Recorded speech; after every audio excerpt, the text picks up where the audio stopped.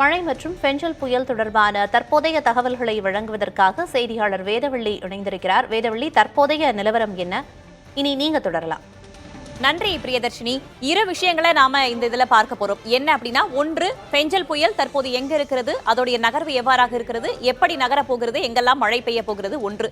மற்றொன்று, பெஞ்சல் புயலின் காரணமாக அரசு தரப்பிலிருந்தும் பேரிடர் மேலாண்மை ஆணையம் தரப்பிலிருந்தும் என்னென்ன மாதிரியான அறிவுறுத்தல்கள் வழங்க போகிறார்கள், என்னென்ன மாதிரியான அறிவுறுத்தல்களை ஏற்கனவே வழங்கி இருக்கிறார்கள், என்னென்ன மாதிரியான அறிவுறுத்தல்களை வழங்க வாய்ப்பு இருக்கிறது என்பது போன்ற இருவேறு விஷயங்களை நம்ம பார்க்க போறோம். அது மட்டும் இல்லாம இந்த புயலை பின்தொடரும் புதிய தலைமுறை அப்படின்றதை தொடர்ந்து தற்போது பல்வேறு பகுதிகளிலிருந்து நம்முடைய செய்தியாளர்களும் இணைந்திருக்கிறார்கள். களத்தகவல்களை வழங்குவதற்காக நாளை பிற்பகல் புயல் கரையை கடக்க இருக்கும் நிலையில தற்போதிலிருந்தே நம்முடைய செய்தியாளர்கள் களத்திலிருந்து அங்கு இருக்கக்கூடிய களச்சூழலையும் விவரிக்க இருக்கிறார்கள். அது குறித்து நம்ம விரிவா பார்க்க போறோம்.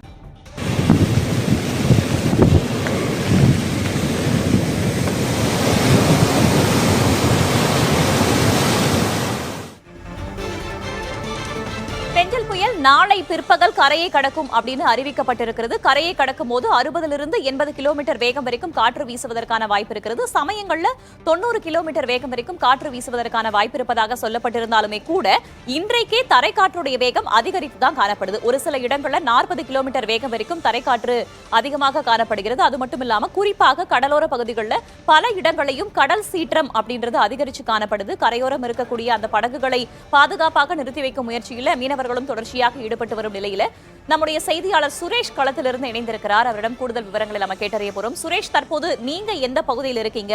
நீங்க இருக்கக்கூடிய பகுதியில மழை நிலவரம் எவ்வாறாக இருக்கிறது? ஏன்னா மாலைக்கு மேல மழை தொடங்குவதற்கான வாய்ப்பு இருக்குன்னு சொல்லியிருந்தாங்க. இன்னைக்கு மிக கனமழைக்கான எச்சரிக்கையும் விடுக்கப்பட்டிருக்கும் நிலையில நீங்க இருக்கக்கூடிய பகுதியில மழை நிலவரம் என்னவாக இருக்கிறது? மக்கள் அங்க இருக்கக்கூடிய மக்களுக்கு பாதுகாப்பாக வசதிகள் ஏற்படுத்தி கொடுக்க மாவட்ட நிர்வாகங்கள் போதுமான அளவுக்கு ஏற்பாடுகளை செய்திருக்கின்றனவா?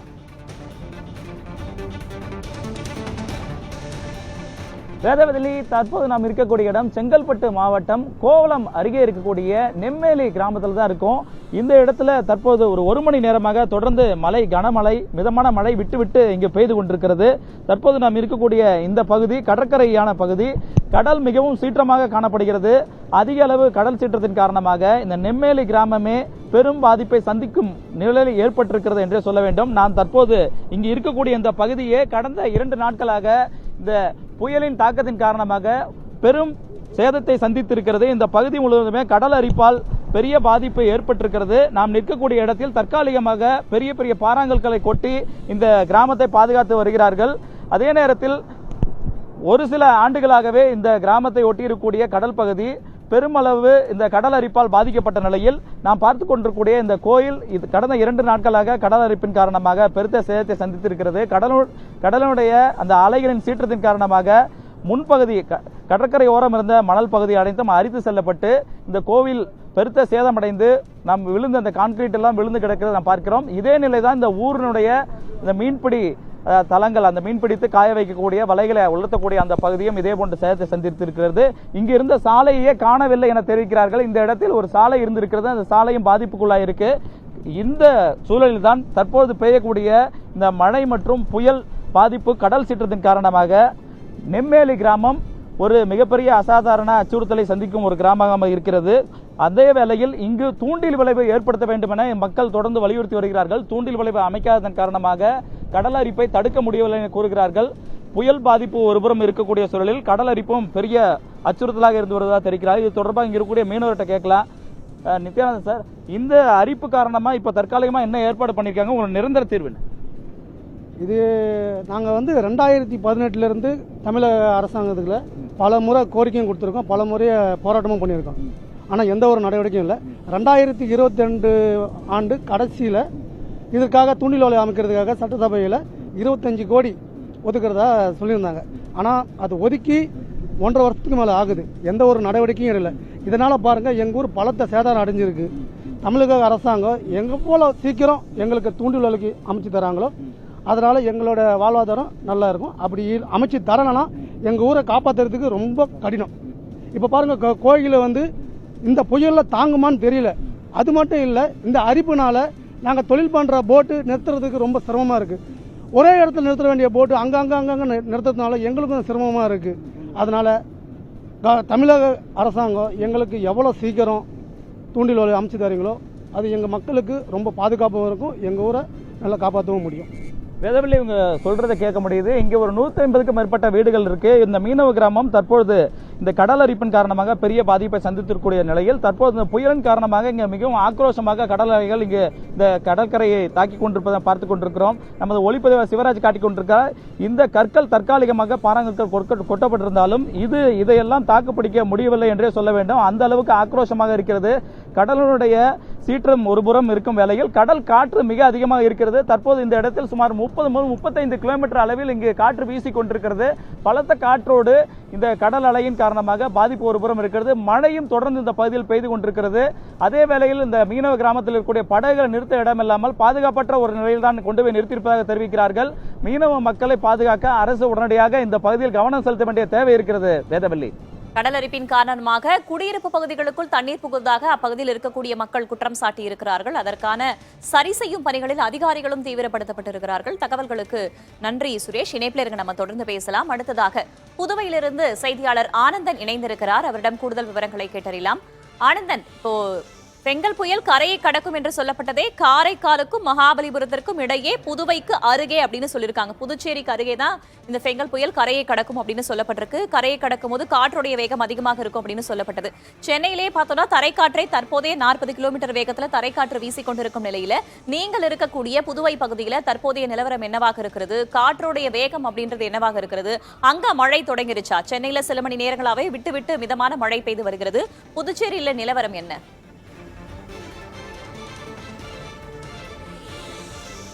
வேதவள்ளி, மழை சற்று குறைவாக இருக்கிறது. காலையிலிருந்து சரியான மழை புதுச்சேரியில் பெய்யவில்லை. இப்போது தூறல் போடுகிறது என்று சொல்லலாம். தூறல் போட்டு சற்று நேரத்துக்கு மழை பெய்தது, இப்போது இல்லை. இந்த நிலையில் தான் காலையிலிருந்து தொடர்ந்து நீடிச்சிட்டு இருக்கு. ஆனா காற்றுடைய வேகம் சற்று அதிகரிச்சுட்டு நம்ம சொல்லலாம். காலையில தொடக்கத்தில் இந்த காற்று கூட வேகம் கூட கிடையாது. இப்பொழுது காலையில ஒப்பிட்டு பார்க்கும்போது இப்போ சற்று அதிகரிச்சிருக்கு. ஏன்னு கேட்டீங்கன்னா அந்த புயலுடைய நகர்வை பொறுத்தே அந்த காற்றுடைய வேகம் வீசணும் நம்ம தொடர்ந்து சொல்லிட்டு இருக்கோம். அந்த வகையில தற்போது காற்றுடைய வேகம் இருக்கு. ஆனா இங்க இருக்கக்கூடிய மக்கள் மிகப்பெரிய ஒரு அச்சத்தில் இருக்காங்க. எப்படி வரைக்கும், என்ன மாதிரி வேகத்துல வீசும், என்ன மாதிரியான சூழலை உருவாக்கும் அப்படின்னு மீனவ கிராம மக்கள்கிட்ட நம்ம நேரடியாக பேசும்போது அவங்க சொல்றாங்க. ஆனா இருந்தாலும் நாங்க இங்க இருக்கக்கூடிய பொருட்களை, இங்க இருக்கக்கூடிய படகுகளை பாதுகாப்பான முறையில் வச்சிருக்கோம் அப்படி சொல்றாங்க. மாவட்ட நிர்வாகத்தில் போய் கேட்டோம். மாவட்ட நிர்வாகத்தில் இந்த புதுச்சேரி இருக்கக்கூடிய மாவட்ட ஆட்சியர் நம்ம நேரா போய் பேசணும். அப்ப அவர் சொல்றாரு, நாம் தொடர்ந்து புதுச்சேரி முழுவதுமாக கடலோரம் இருக்கக்கூடிய பல்வேறு முன்னெச்சரிக்கை நடவடிக்கைகள் எடுத்திருக்கோம் அப்படின்னு சொல்றாங்க. குறிப்பாக இந்த புதுச்சேரியை பொறுத்தவரை கடற்கரையில அதிகமான மக்கள் நடமாட்டங்கள் இருக்கும். இரவு 12 மணி வரையும் இங்க பொதுமக்கள் நடமாட்டத்துக்கு அனுமதிப்பாங்க. ஆனா இந்த புயல் காரணமாக தொடர்ந்து இந்த நள்ளிரவு முதல் அனுமதி இல்லை. கடற்கரைக்கு வரக்கூடிய சாலை, பிரதான சாலைக்கு தடுத்து நிறுத்தப்படுவார்கள் என்று மாவட்ட நிர்வாகம் சொல்லியிருக்காங்க. அதே போன்று இந்த மாநிலத்தினுடைய முதல்வர் ரங்கசாமி அவர்களும் இதற்கு முன்பாக ஆய்வு மேற்கொண்டு என்ன மாதிரியான பாதுகாப்பு தேவைப்படுகிறது, ஏன்னா புதுச்சேரியை அருகிலே தான் இந்த கரையை கடக்கும் என்று கணிக்கப்பட்டிருக்கக்கூடிய நிலையில புதுச்சேரி காரைக்காலுக்கு தேசிய பேரிடர் மீட்பு குழு 2 டீமும் வரவழைக்கப்பட்டிருக்காங்க. மேலும் கூடுதலாக ஒரு டீம் வரவழைக்க வேண்டும் மாவட்ட ஆட்சியர் சொல்லியிருக்காங்க. இந்த பகுதியில் அந்த காற்றுடைய வேகம் எவ்வளவு வீசும், என்ன மாதிரி தாக்கத்தை ஏற்படுத்தும், என்ன மாதிரியான வானிலை எச்சரிக்கை கொடுக்கப்பட்டிருக்கு என்பது தொடர்பாக புதுச்சேரி மக்களுக்கு தெரியப்படுத்த குறுஞ்செய்தியும் அனுப்பப்பட்டிருப்பதாக சொல்லியிருக்காங்க. இப்படி முன்னெச்சரிக்கை நடவடிக்கை எடுக்கப்பட்டிருக்கோம். அதே போல முகாம்கள் அமைக்கப்பட்டிருக்கிறது. கிட்டத்தட்ட 208 முகாம்கள் அமைக்கப்பட்டிருக்கு. புதுச்சேரி, காரைக்கால் உள்ளிட்ட பகுதிகளில் அமைக்கப்பட்டிருக்கிறது சொல்லியிருக்காங்க. மாவட்டம் சொல்லியிருக்காங்க. முன்னெச்சரிக்கை நடவடிக்கை எடுக்கலாம். ஆனா இங்க இருக்கக்கூடிய இயல்பாக மக்கள் தொடர்ந்து ஒரு அச்சத்தில் இருக்காங்க. இதற்கு முன்பாக பல்வேறு புயல்கள் தாக்கப்பட்டிருக்கிறது. அதனால் மிகப்பெரிய ஒரு இன்னலுக்கு ஆளாகி இருக்கிறார்கள். இந்த புயல் என்ன மாதிரியான நகர்வு இருக்கிறது, எவ்வளவு வேகத்தில் காற்று வீசும், நம்ம தொடர்ந்து சொல்லிட்டு இருக்கோம். 70 to 90 கிலோமீட்டர் காற்று வீசக்கூடும் அப்படின்னு சொல்லியிருக்கோம். ஆனா அதோடைய தாக்கம் எந்த அளவுக்கு இருக்கும், எந்த பகுதியில் குறிப்பிட்டு வீசும், இதற்கு முன்பாக அந்த மழை காற்று அப்படி அதிகமாக இருக்கும் பொழுது புதுச்சேரி அருகில் இருக்கக்கூடிய பகுதியிலே கரையை கடக்கக்கூடிய சூழல் வரும். எனவே இங்க இருக்கக்கூடிய மக்கள் மிகப்பெரிய ஒரு அச்சத்தில் இருக்கக்கூடிய நம்ம சொல்ல முடியுது. வேதவள்ளி, அச்சத்துல இருக்காங்க அப்படின்னு குறிப்பிட்டீங்க. இந்த மாதிரியான சூழல்ல, அதாவது புயல் கரையை கடக்க போகிறது என்பதான சூழல்ல அச்சம் என்பது தேவையில்லை. ஆனால் அஜாக்கிரதையாக இருக்கக்கூடாது. முன்னெச்சரிக்கை நடவடிக்கைகள் அரசு தரப்புல இருந்தும் எடுக்கப்பட்டிருக்கும் நிலையில மக்களும் சற்றே முன்னெச்சரிக்கையாக இருப்பது அப்படின்றது அவசியமாகிறது. இந்த விஷயத்தை தான் அரசும் வலியுறுத்துறாங்க, நம்மை போன்ற ஊடகங்களும் வலியுறுத்துகின்றன. தற்போதைய தகவல்களுக்கு நன்றி ஆனந்தன். இணைப்பில் இருக்க நம்ம தொடர்ந்து பேசலாம்.